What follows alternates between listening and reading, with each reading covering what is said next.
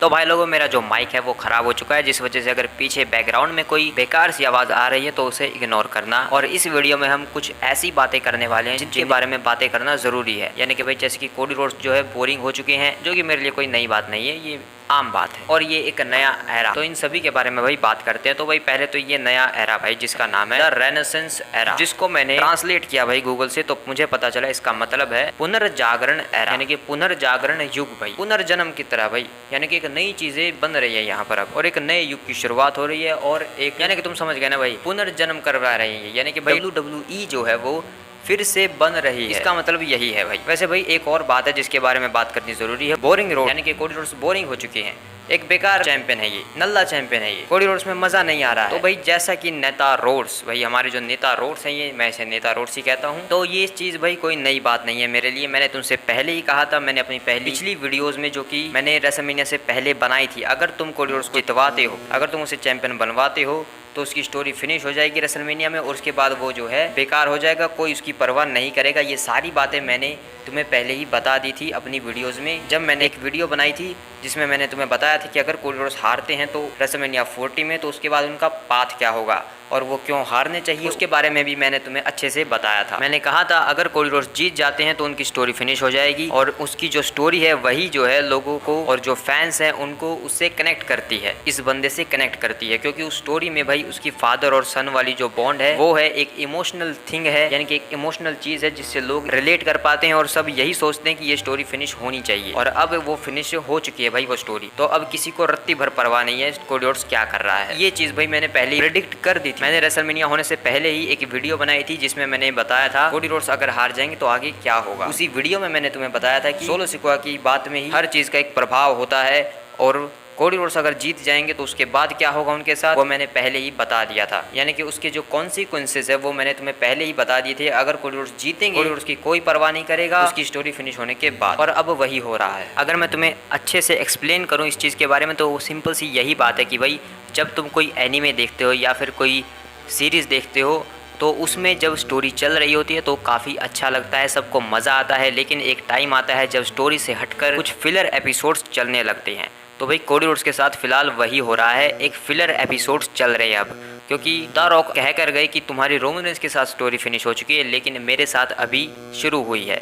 तो जब तक द रॉक नहीं आएंगे तब तक भाई कोडी रोड्स का एक फिलर चलने वाला है जिसमें किसी को मज़ा नहीं आने वाला। तो भाई असली बात तो ये है कि कोडी रोड्स की जो स्टोरी थी उसे फिनिश करवा दिया गया, और यही जो है सबसे बड़ी गलती थी भाई। मैंने अपनी पिछली वीडियोस में, प्रेडिक्शन वीडियोस में, और उनसे पहले जो वीडियोस आई थी जिसमें मैंने रेसलमेनिया में और कोडी रोड्स के बारे में सारी बातें की थी, मैंने उन्हीं में कहा था कि कोडी रोड्स की स्टोरी को फिनिश करवाना एक बहुत ही गलत डिसीजन हो सकता है।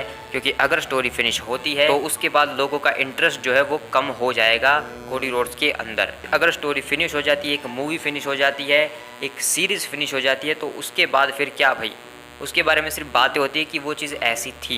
लेकिन आगे जब उसको फालतू में खींचा जाता है तो किसी को परवाह नहीं होती है, और अब कोडी रोड्स के साथ सिर्फ वही हो रहा है भाई। तो भाई अब असली दिक्कत क्या है, कोडी रोड्स आखिर फेल हो क्यों रहे हैं फिलहाल के टाइम पर, आखिर लोगों को कोडी रोड्स इतने बोरिंग क्यों लग रहे हैं। तो भाई सबसे पहले तो भाई इस चीज़ के बारे में मैंने कभी तुमसे कहा नहीं था, क्योंकि हो सकता है कोडी क्राई बेबीज जो है वो ज़्यादा भड़क जाते। तो भाई इसकी प्रोमो स्किल्स भाई, इसका जो स्टार्टिंग का वर्ड है कि तुम लोग किस बारे में बात करना चाहते हो, वो सही है भाई, स्टार्टिंग काफ़ी बढ़िया कर लेता है। लेकिन उसके बाद जो ये बातें करता है, पहले लोगों को मज़ा आता था उन बातों में क्योंकि उसके साथ एक स्टोरी जुड़ी हुई थी।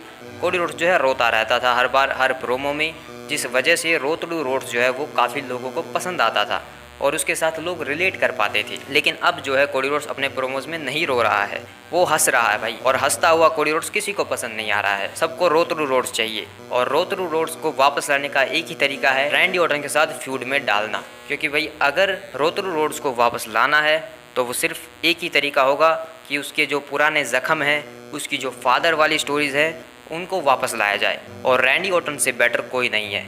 तो कोडी रोड्स को बचाने का एक ही तरीका है फिलहाल के टाइम पर कि उसको जल्दी से जल्दी रैंडी ऑर्टन के साथ फ्यूड में डाला जाए। तो इस तरीके से भाई जो हमारे रोतलू रोड्स हैं वो वापस आ सकते हैं, जिस वजह से लोगों को इसके प्रोमोज में जो है काफ़ी मज़ा आने लगेगा।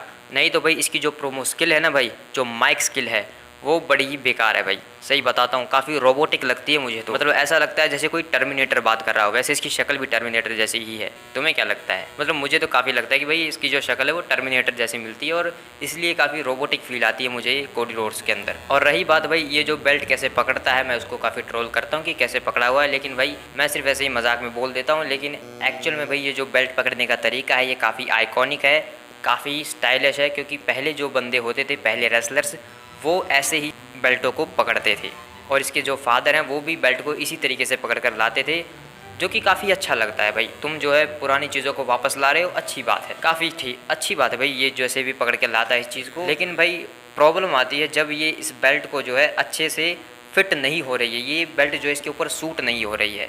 तो इसका जो रीज़न है भाई, सबसे बड़ा रीज़न मैं तुम्हें बताता हूँ, एक्चुअल रीज़न भाई। ज़रा याद करो ये बेल्ट बनी किसके लिए थी। जब ये बेल्ट इंट्रोड्यूस हुई थी ड्राफ्ट्स के अंदर रेसलमेनिया 40 से पहले अक्टूबर में भाई, तो इस बेल्ट को रोमन रेंस के लिए बनाया गया था। उस टाइम पर ओरिजिनल प्लान्स क्या थे? रॉक वर्सेस रोमन का मैच होना था, जिसमें ऑब्वियसली रोमन रेंस जीत जाते और वो स्टिल चैंपियन रहते। जिसके बाद रेसलमेनिया 41 के लिए जो प्लान्स हमारे सामने आए थे वो ये थे कि Seth Rollins versus Roman Reigns का मैच होगा, और भाई वहाँ पर भी शायद रोमन रेंस ही जीत कर चले जाते। क्योंकि रेसलमेनिया 40 के बाद तो ये चीज़ें भाई पहले से ही प्लान थी कि ब्लड लाइन की वॉर होगी, पूरी ब्लड लाइन रोमन रेंस के ऊपर टर्न करेगी और रोमन रेंस जो है वो फेस बन जाएंगे।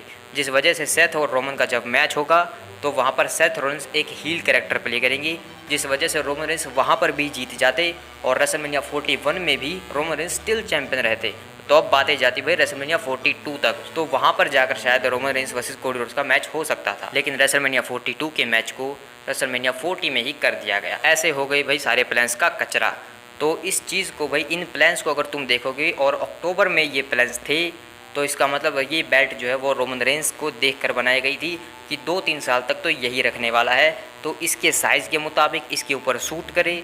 रोमन रेंस के ऊपर ये बेल्ट कैसे दिखेगी, उस तरीके से इसे बनाया गया, इसे डिज़ाइन किया गया। और किसी बंदे के लिए देखा ही नहीं गया कि अगर कोई और बंदा इसे उठाएगा तो वो कैसा लगेगा। और यही एक सबसे बड़ा रीज़न है कि भाई ये बेल्ट जो है वो कोडी रोड्स के ऊपर फिट नहीं हो रही है, उसके ऊपर ये जच नहीं रही है, क्योंकि इस बेल्ट को भाई सिर्फ रोमन रेंस के लिए ही बनाया गया था। तो भाई सिंपल सा इसका जो सल्यूशन है वो यही है कि जो WWE की जो ईगल चैंपियनशिप हुआ करती थी पहले, ईगल डिज़ाइन वाली, उसको वापस लाया जाए और कोडी रोड्स को दिया जाए। क्योंकि अब कोडी रोड्स इतनी पुरानी वाली चीज़ें कर ही रहे हैं, तो क्यों ना ईगल चैंपियनशिप को भी वापस ला दिया जाए। इसके रिपोर्ट्स भी आ रही थी, लेकिन अभी तक वो चीज़ हुई नहीं है। आई होप WWE जो है जल्दी से इस चीज़ को कर दे, वरना तो कोडी रोड्स को ऐसे ही ट्रोल किया जाने वाला है अगले बहुत टाइम तक। लेकिन भाई एक और जो मेरी बोल्ड प्रेडिक्शन हो सकती है इस चीज़ को लेकर, जो कि काफ़ी बोल्ड है भाई, क्योंकि भाई WWE जो है वो काफ़ी बड़ी कंपनी है और वो ये चीज़ कर सकती है। अगर वो सब लोग मिलकर किसी चीज़ को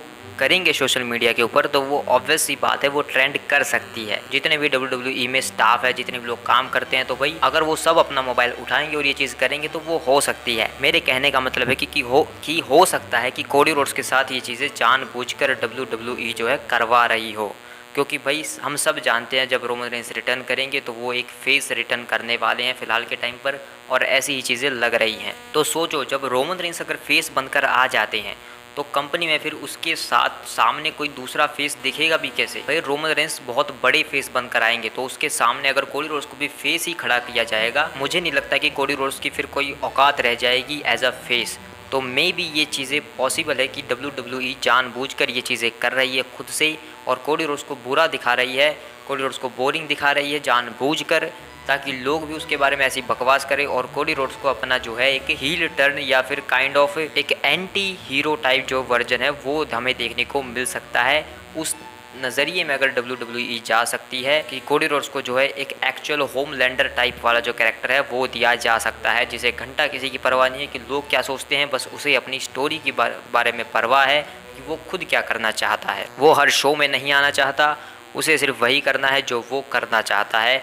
और भाई काफ़ी लोग ऐसे प्रेडिक्ट करते हैं और लोग जो है पोस्टर्स वगैरह बनाते हैं कि जो कोडी रोड्स है उसका गियर, उसका जो चाल ढाल है और जो उसका बिहेवियर है वो होमलैंडर टाइप है भाई, और काफ़ी सूट भी करता है। जितने मैंने पोस्टर वगैरह AI जनरेटेड देखे हैं तो ऐसा लगता है कि हाँ भाई ये बंदा होमलैंडर टाइप है। होमलैंडर भाई द बॉयज़ का नेता होता है, मतलब उसका मेन हीरो वही है भाई, हीरो विलन एंटी हीरो भाई जो भी है। अगर तुम लोगों ने देखी होगी तो तुम जानते हो कि मैं किस बारे में बात कर रहा हूँ और मैं क्या कहना चाहता हूँ। तो भाई चैंपियनशिप भी बदलवा दी, रैंडी ऑर्टन के साथ फ्यूड में डाल दिया, रोड टू रोड्स वापस भी आ गया, लेकिन इसके बावजूद भी अगर चीज़ें सही नहीं चलती हैं तो सिर्फ एक ही रास्ता बचेगा, कोडी रोड्स का हील टर्न करवा देना अगर उसे समर स्लैम या फिर रॉयल रंबल तक चैंपियन रखना है या फिर अगली रेसलमेनिया तक। क्योंकि भाई अगर तुम मुझसे पूछोगे कि कोडी रोड्स कब तक चैंपियन रहने वाले हैं तो भाई मेरा तो सिंपल सा आंसर है, वो बंदा सिर्फ समर स्लैम तक ही चैंपियन रहने वाला है।